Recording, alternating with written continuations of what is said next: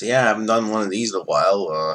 Review a WWE pay-per-view. Figured since I've got Sundays off now, well, at least till the foreseeable future, I figured I'd review the pay-per-view. So yeah, I watched Battleground last night after fighting with every piece of computer and video game console to try to get it up actually running.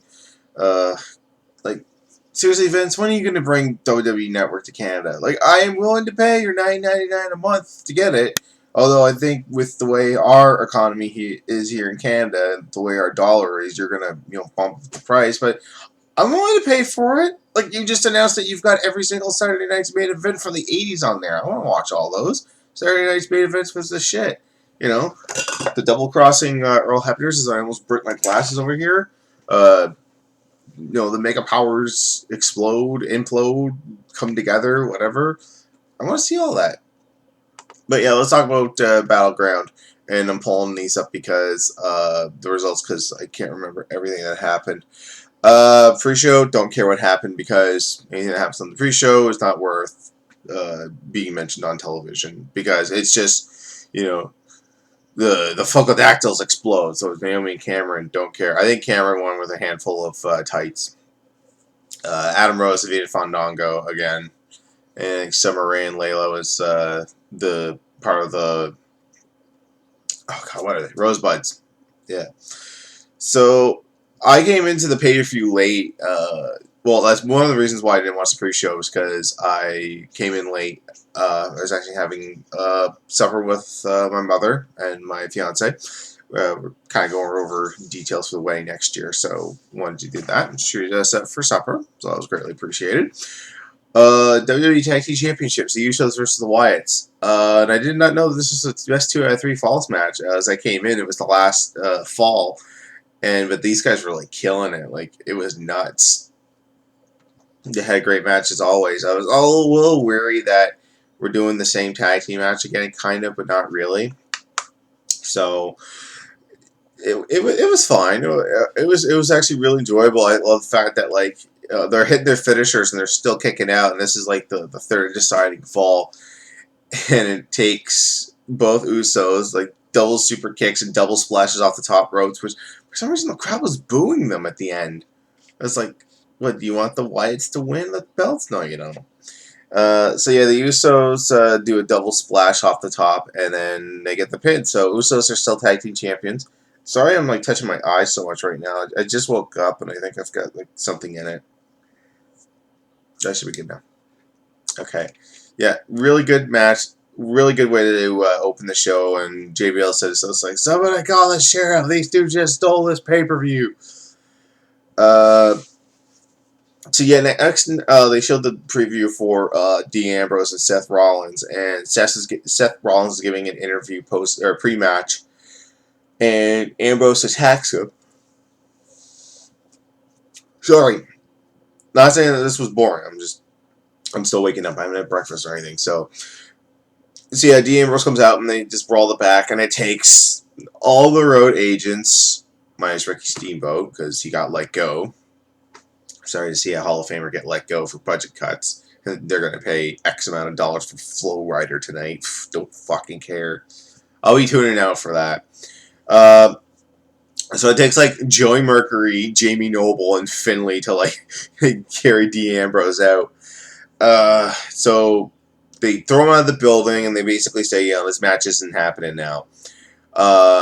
Which I can understand why.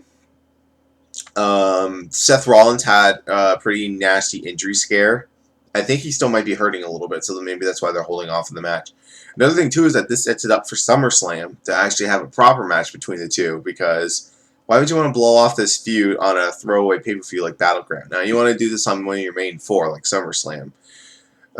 So, yeah, he gets thrown out of the building, and Seth is still alright. But, interesting, the Divas Championship is next. This is not the piss break in between like your semi-main and your main event. So yeah, it's Paige versus AJ Lee for the belt. Pretty good back and forth match between the two. No real clear-cut heel or face because they're tweeting that they're frenemies or whatever. yeah, good reversals. It was good back and forth. I think a lot of people weren't expecting AJ to pick up the win with a Shining Wizard, which non-wrestling fans is just a running knee. Uh, yeah, it was pretty good. The only thing that's bugging me is just, oh god. Yes, people, we get it. AJ Lee is married to this dude, CM Punk. Punk is gone. Okay, Punk. His super contract expired a couple of days ago, actually. That he signed a few years back after his pipe bomb, and they were just like, "Oh shit, we can make a lot of money off of Punk. Here, we'll give you this and this and this, and stay around for 3 more years." And he's like, "All right." So that contract's done. He's gone. Let's just, can we move on? Can we stop chanting CM Punk? Like, I like the guy too. I wish he'd come back, but he ain't coming back. Not unless he like they drive a big buttload of cash to his door, say, please come back. And he's like, I want things to change. It's like, all right, we'll give you another epic title win. All right. Yeah, but this was really, really good. It was a lot longer match than the Divas matches usually are on pay-per-view, so that was actually a nice treat. We had a backstage promo with Randy Orton finding Kane in a boiler. He's like, Kane, where are you? I'm like, there's red lighting behind you. He's probably there.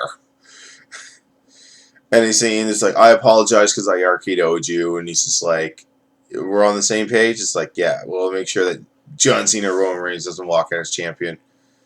Yeah. What's happening? Okay, so up next, Lana and Rusev. Rusev with Lana against Jack Swagger and Zeb Coulter. Lana cuts another anti-American promo. He's just like, oh, how dare you, an American, shove your values down the rest of the world's throats, and how dare you? It's like, actually, you should be saying that to Vince. It's like, how dare you shove down USA down the rest of the throats? This is World Wrestling Entertainment, not American Wrestling Entertainment. I think that's what a lot of people get on, well, outside of the US, that's why a lot of people get on Vince about, because he's so, like, super pro-American that, like, anyone that's from another country is automatically heel. You know, how about let's have a faction that's made up of everyone from, like, every country. So, like, you have, like, your prime American, you have your prime Canadian, Russian, Japanese, European. There's actually a cool storyline in one of the video games where they make, like, a European faction that was, like, Sheamus, Wade Barrett, Drew McIntyre, and I think was managed by William Regal. They're like UK United or something. I was just like, that would be so cool. Not gonna happen. So yeah, both of them get in their ass in the promo. They get in. Jack is super over for the first time in his career because, you know, super over. Sorry, that haircut and that beard, he still looks like Biff Tannen from Back to the Future. I was surprised he didn't tell Rusev to make like a tree and get out of here. One interesting thing is that Zeb managed to cut the proper promo because he accidentally last Monday night called Rusev Bullwinkle. And I'm like, okay, if you're trying to make a joke about that TV show, Rusev is Boris and Lana is Natasha. So we managed to say, it's like, oh, listen here, Natasha, you and Boris here. It's like, okay. It's like, yeah, tell him to go chase after Moose and Squirrel. So Lana bitch slaps him, and then they start wrestling, and that's not even the start of the bell. They had as good a match as they can, being, you know, the styles that they are. I actually liked the finish where he got the ankle lock on him for a while and rolled out of the ring, and then did the ankle lock on the outside, and Rusev just kind of countered that and slammed him into the post that, you know, eventually knocked him out. And, you know, got a count-out decision, which I'm alright with. That's actually not bad. And I love it. Rusev was still selling the ankle afterwards. Except when he put him in the camel clutch. Which, there's something, like, I want to have a conversation with some people. And I'm like, there's got to be, like, I always listen to a bunch of Jim Cornette podcasts and how he hates modern wrestling. And in order for it to survive, it has to evolve. It has to innovate. There's several things on this pay-per-view that I can safely say that needs to innovate in order for it to survive. Uh, and this match proved one of them. Number one, get bigger, stronger refs. I know that would eliminate ref bumps and, some, behind the scenes, or not behind the scenes, but behind the back shenanigans that people come in and, still attack people with chairs and shit to, get over the match, and then the ref comes back and he's like, oh, it still hurt. One. To me, if a ref got bumped and he knew the guy that did it, as soon as he came to, I'd just be like, fuck you, ring the bell. But yeah, get the bigger ones and have them not take shit from anyone.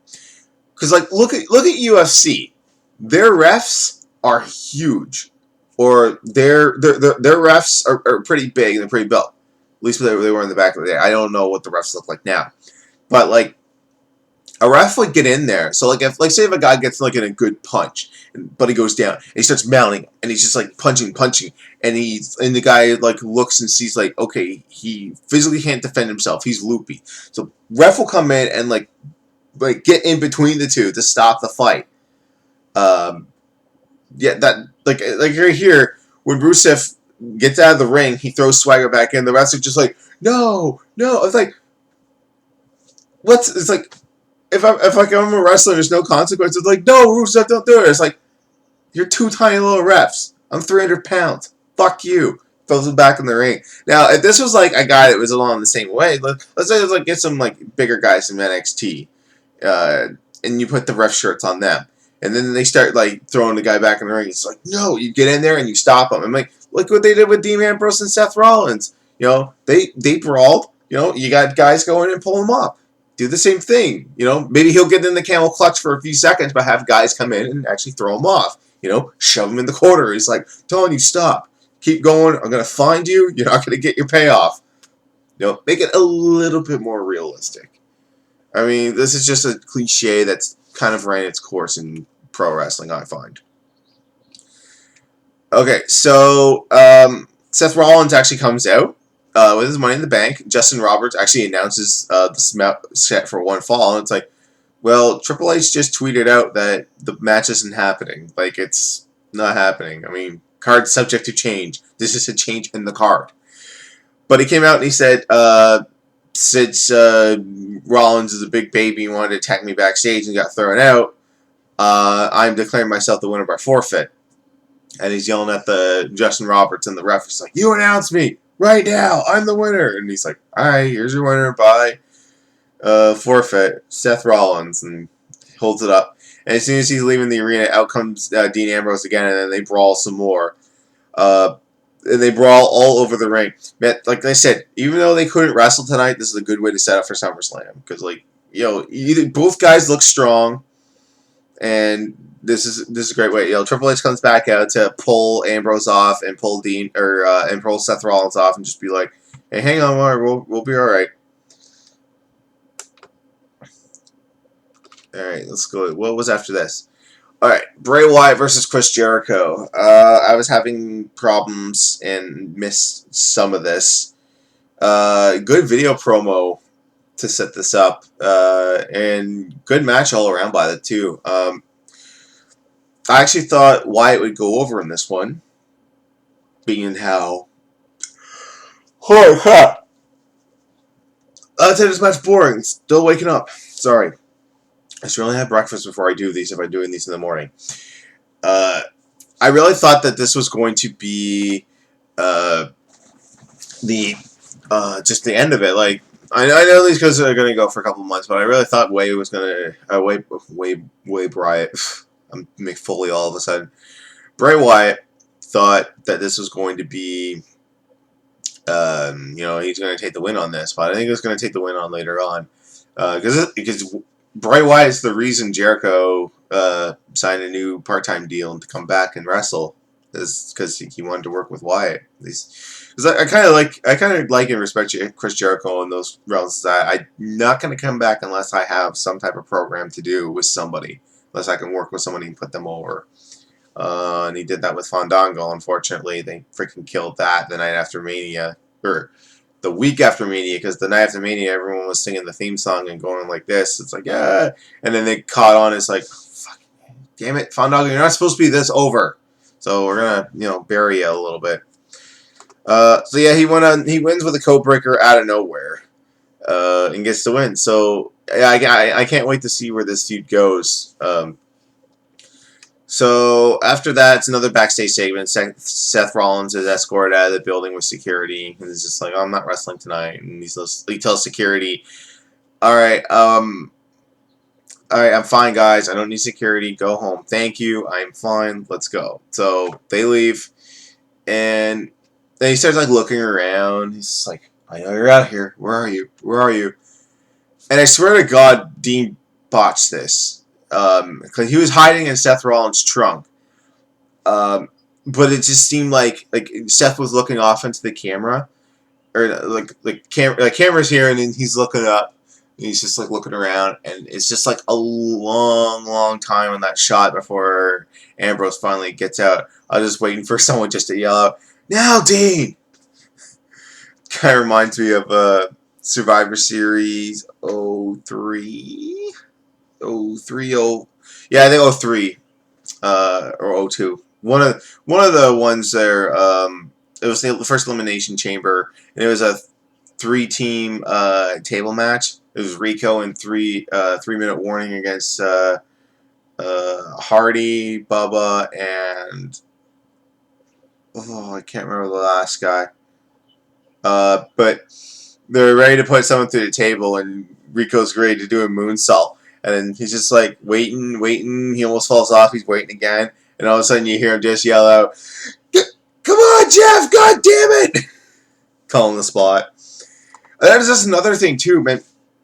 I don't know if they didn't properly mic the crowd or what, but, man, like, you could hear everybody calling every spot.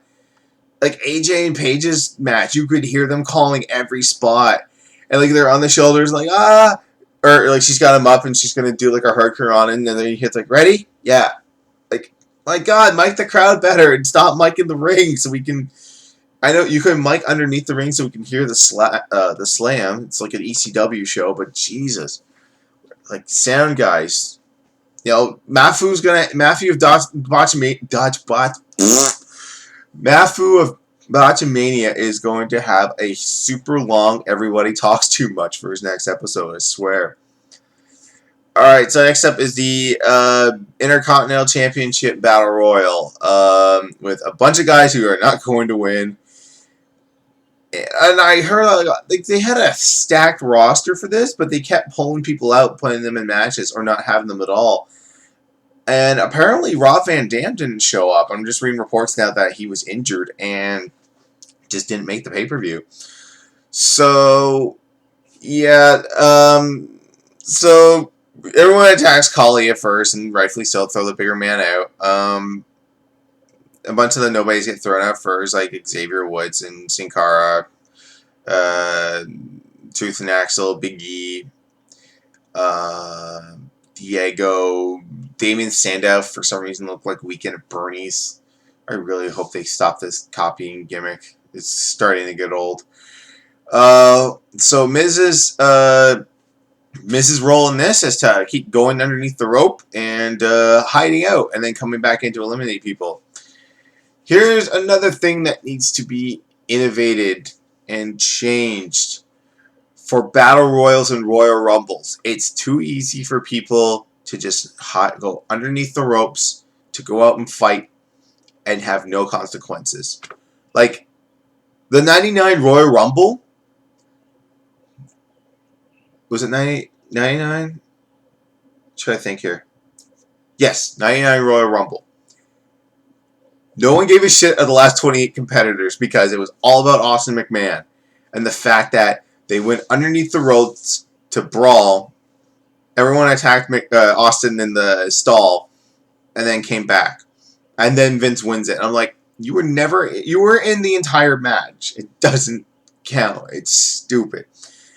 For an innovation, what I would like to see done in pro wrestling is that if you are going underneath the ropes, there's 4 refs there to catch people that go over the top.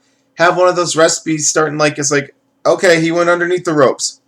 1, 2. Start counting them out. If they're not back in the ring in 10 counts, disqualify them. Send them out. I mean, there's other moments there where people get eliminated because they brawl in the back and they get knocked out. I mean, after Maven did his one move, which is a drop kick, and eliminated the Undertaker, Undertaker went back in, threw him through the ropes, or over the ropes, I think.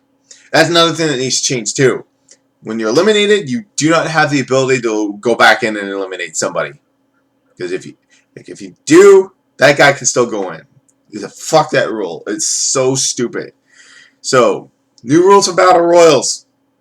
If you're thrown underneath the top rope, you got 10 seconds to get back in. If not, you are eliminated. If you're eliminated, you must leave right away. You can't go back in and eliminate people. I mean, you can still have the thing where Buddy goes in and just destroys everyone with a chair or something and leave everyone lying. I don't care about that, but you should not be able to eliminate other people, and you should not be able to do this. So yeah, after I saw the attack, I knew Miz was winning, and he did. Everyone thought Dolph Ziggler won, but then Miz came in and dumped him over. So, let me see. So yeah, this is probably going to set up Miz, Sheamus at SummerSlam to unify the Intercontinental and U.S. titles, which I'm fine with, because they want to put more prestige on the Intercontinental title. The U.S. title really hasn't been relevant in the last 2 years.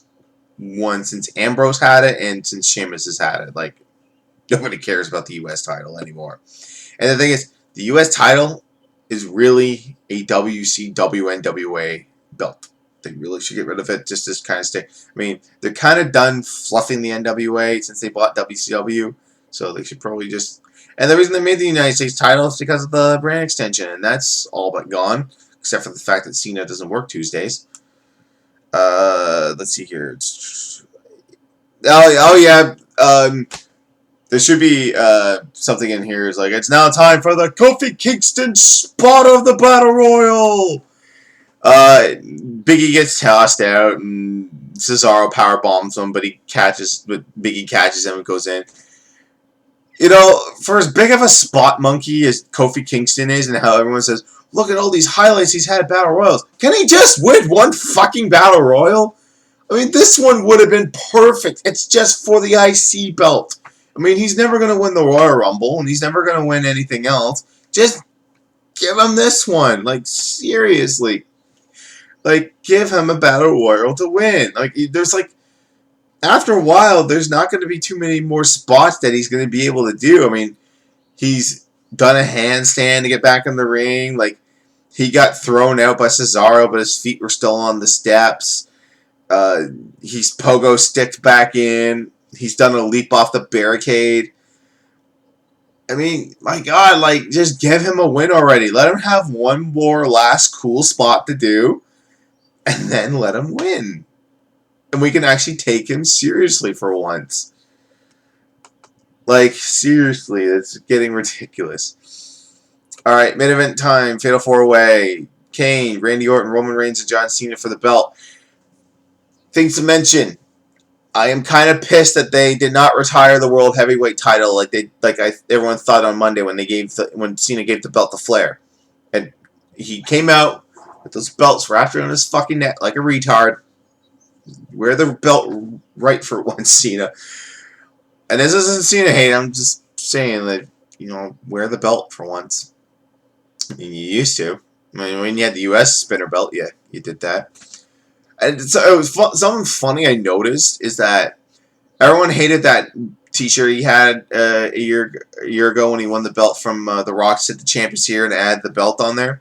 He had the same exact T-shirt when he won the belt the first time and then made it the spinner belt. So I watched his I Quit match against JBL from Judgment Day. It's the same T-shirt. You're recycling merchandise. Stop it. Stop it. Do I really need to go over this match? If you saw the images leaked from Amazon and you saw the Eastlink or Shaw Cable video promo, the match has been spoiled. It's John Cena versus Brock Lesnar at SummerSlam for the belt. This is Paul Heyman's Plan C. And for all you dirt sheets that say Plan C is Plan CM Punk, like like I said, a truckload of money has to be drove up to his apartment in Chicago and say, hey, we want you back to battle Cena. We want you to be this super heel, and we want you to be on the authority side so that, hey, this is the reason why I left, and Triple H knows I'm the best in the world and pay me a lot of money to beat John Cena, and I will do whatever the authority says now because I need money, and I like money, and I hate you. Go off on the fans. Not going to happen. You know what's going to happen? Lesnar's coming in, he's winning the belt, and he'll fuck off for 9 months because we will never see that belt again. Which actually is not a bad storyline, and it's something that we've actually done. Anybody who's subscribed to my YouTube channel knows that, well, not really officially part of them anymore, but I was part of a little indie promotion here called IHW. And in our second year, we had a storyline where a guy would threaten to leave the territory with our heavyweight title if he won it. Guess what? He won it. And guess what? He left with it. He got into a car and said, you fucking marks, see this? This belt's going to Quebec and it ain't never coming back. And he kicked the cameraman out of the car and he drove off. And I think for 7-8 months, we had no world title or heavyweight title. And it worked. Made him a big heel. Made him a credible champion. And yeah, it worked. That could be the story. It's like my client Brock Lesnar conquered the Undertaker's undefeated streak and also conquered the WWE World Heavyweight title. And now I quit. You'll never see it again. And I'm sure they'll do some like conjunction to bring it back, and maybe that could be like the ultimate of Paul Heyman's plan C. Is it's like, my client has the belt and you will never see it again. Fuck this company. You will never have a world champion again. And you're not going to have a battle royal or a tournament to determine a new champion. He's the champion, he's got the belt, and he's leaving. Goodbye. Basically it boiled down to like, back and forth, everyone hitting their finishers, standard stuff. Yeah, that main event was alright. I mean, no one believed for a second nobody else but Cena was going to win that. So, we'll see tonight. Plan C in action. Yeah, pay-per-view, it was pretty good. I mean, the Usos killed it. Paige and AJ had a pretty good match. Rusev and Swagger had the best match that they could possibly have. I like the fact that, since Seth is injured, they were able to incorporate them still in the pay-per-view and have like a back and forth. So when Seth does heal up, him and Dean can have a pretty intense match at SummerSlam. And the one thing I gotta say for that match, if that match doesn't start out as a brawl, then they've lost the whole point. Now, a lot of people that give criticism for John Cena is that anytime he's personally attacked leading up to a pay-per-view, anytime he's beaten down, or anytime they're in West Newbury or Boston and his dad's in the front row and Orton punches him or something. Like, what does Cena do on the pay-per-view? He does his salute, he gets in, he does his little poses. Man, if I was a pro wrestler and I was in a storyline and someone beat up my dad, first thing I would do is I'd attack him on the way in. I wouldn't even do my entrance. They'd be walking out, or Randy's doing a slow walk. I'd rush in, double axe handle, start beating him down. It's like, all right, you want to go? Let's go. And it's not just like, it's like, you beat up my dad, you insulted my wife, you've challenged my title. Okay, let's lock up.